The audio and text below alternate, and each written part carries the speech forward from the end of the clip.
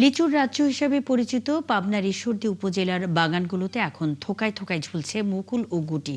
আর এগুলো পরিচর্যায় ব্যস্ত চাষিরা। চলতি বছর প্রাকৃতিক দুর্যোগ না হলে লিচুর বাম্পার ফলনের আশা করছেন তারা। এদিকে চাষিদের নানা পরামর্শ দিচ্ছে কৃষি বিভাগ।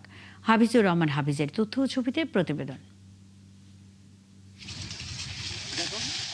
ঈশ্বরদী উপজেলার জয়নগর, মীরকামারী, মানিকনগর, শাহপুর, জগন্নাথপুর, ভাড়ইমারি ও আওতাপাড়া এলাকায় বেশি চাষ হয় দেশি ও বোম্বাই বা চায়না ৩ জাতের লিচু।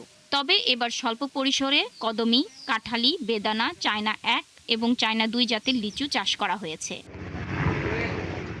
এ উপজেলার ১০০ একর জমিতে লিচুর বাগান রয়েছে ১১,২৭০টি। সেখানকার প্রতিটি গাছে এখন থোকায় থোকায় ঝুলছে লিচুর মুকুল ও গুটি। চাষিরা বলছেন এবার কোনো প্রাকৃতিক দুর্যোগ না হলে ফলন ভালো হবে। এরই মধ্যে গুটি ঝরে যাওয়া বন্ধ করতে পানি দেয়া, কীটনাশক স্প্রে সহ বাগান পরিচর্যায় ব্যস্ত সময় পার করছেন তারা। আমরা এবছরে অনেক ফলন আশা করা যাচ্ছে আল্লাহর রহমতে।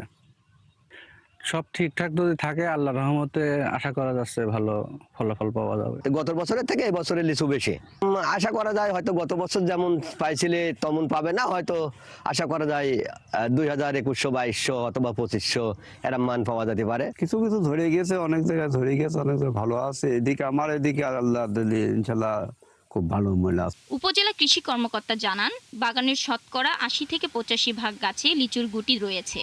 ফলন বাড়াতে কৃষকদের নানা ধরনের পরামর্শ দেওয়া হচ্ছে। কৃষকরা যেন সঠিকভাবে পরিচর্যা করতে পারে, সেজন্য আমরা তাদেরকে পাওয়ার স্প্রের মাধ্যমে লিচুতে স্প্রে করার জন্য প্রয়োজনীয় যে তেলের প্রয়োজন আছে সেটা আমরা ব্যবস্থা করে দিচ্ছি। ঈশ্বরদী উপজেলায় এবার ৩,১০০ হেক্টর জমিতে লিচুর আবাদ করা হয়েছে। আর এবার ৭০০ কোটি টাকার লিচু বিক্রির আশা করছেন বাগান মালিকরা।